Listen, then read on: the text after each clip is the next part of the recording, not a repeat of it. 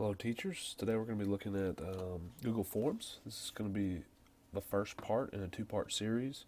We'll just look at the highlights and some of the basic features today, and then the next video we'll look at using forms for formative assessments, automatically graded assessments, which can obviously save us time and energy. So go ahead and get started. We're inside Drive, the new Drive. This is the new version. I'm going to click on the new button and come down and look for Forms. We don't see it, so we highlight More. And we come over here and here's Google Forms. This is where you get started to create it. Don't want to create it in a shared folder there. I'm going to back out, go to my drive, and we'll do that again. So here's the form. The first thing you do, you want to rename that form.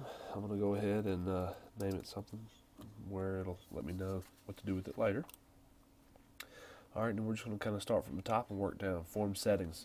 First thing, require Carroll County Schools login to view this form. If this is going to be a survey that you're going to send out to parents, that type of thing, then you probably want to make sure you uncheck that box. Yes, we understand people outside the district will be able to use this form.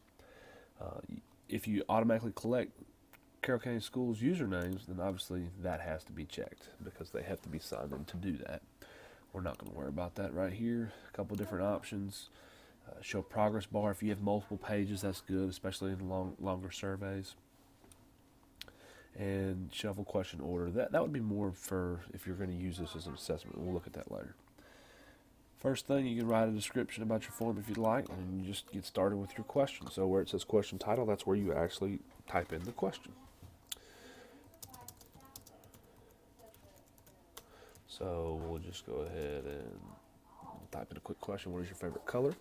You can put a help text there if you'd like. And here are the different question types.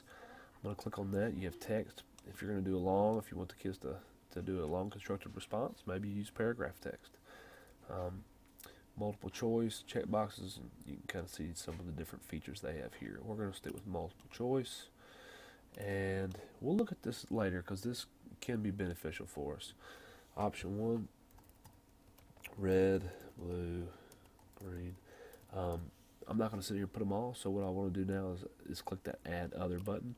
That way they can actually, it's multiple choice, but hey, if they choose other, then they get to put in their own answer. Required question.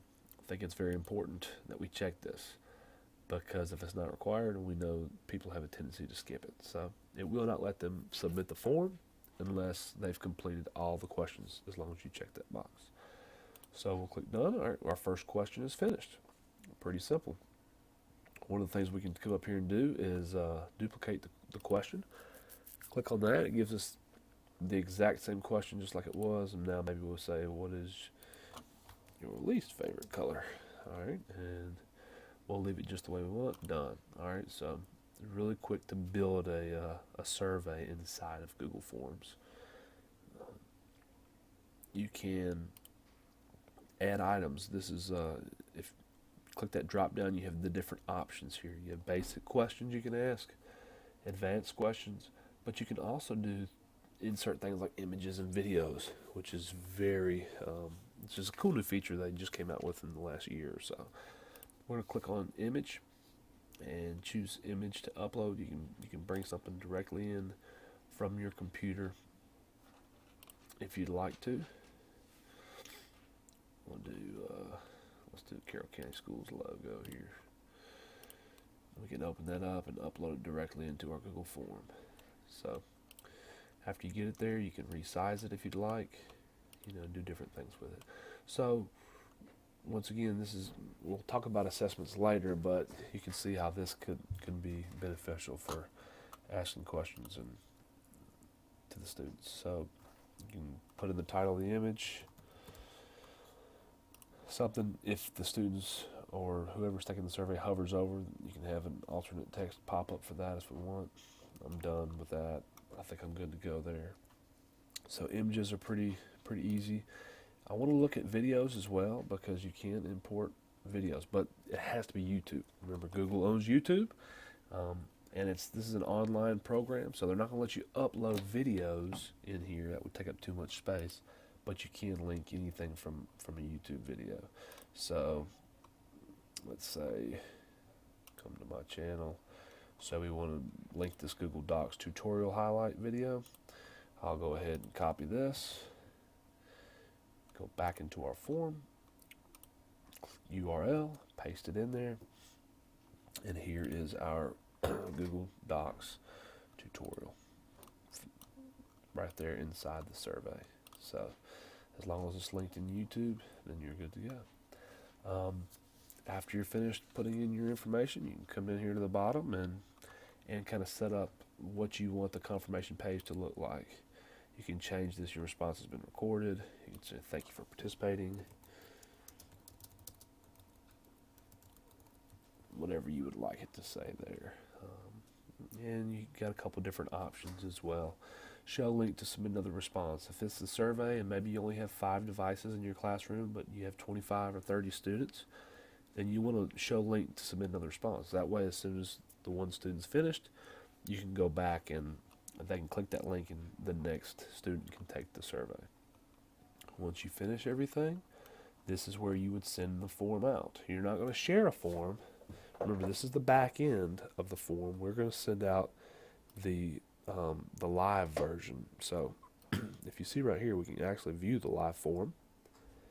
And this tells you what everyone else is going to see when they take the quiz or the form.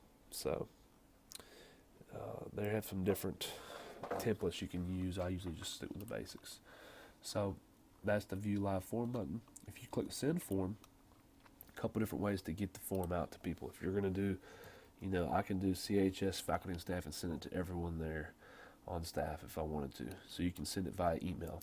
If you want the students to do it, or maybe the parents to do it, but you don't want to have to type in all the parent email address. We know the students don't have email addresses, so we can just share it by a link. So you can copy that link, you can paste it into a document, or you can put it on your web page, send it home in a virtual newsletter, however you kind of communicate with those people. This is one way you can click on that link to share. So a couple different options there on how to take the form. Remember, all forms come with adjacent spreadsheets. If it doesn't say view responses right here, then it'll say choose response destination. You need to go ahead and click that and make sure that you have that spreadsheet set up, because that's the point of creating surveys, is to gather that data so you can go back and analyze that data. I'm going to go ahead and view live form and show you how it looks to take one. What is your favorite color? I'm going to put red. Least favorite is green. You can watch this and click submit. Now here's that submit another response. If I'm a student, I can take the quiz or the survey, click submit another response, hand the next kid the iPad, and he can take the quiz if he'd like. So I wanted to do this a couple times just to show you. Now we can go back into our form, and up here now we have 2 responses. Where it said 0 earlier, we have 2. I can click on this and go to view responses. Now I have the questions and how they were answered by our students. One of the cool things I like to do inside of the spreadsheet is click on form and show summary of responses. This gives us nice pie charts or different graphs depending on what type of question it is, but just kind of an easy way for you to see exactly how many people are voting, for what thing. So Google Forms is a pretty straightforward application. I believe if you're looking for a way to send out quick and easy surveys, this is the best way to do it. It comes in directly to email, or they can just click directly on the link. I appreciate your time today, and please remember, if you have any questions about this, you can always email me at joshua.bingham@carrollcountyschools.com. Thank you.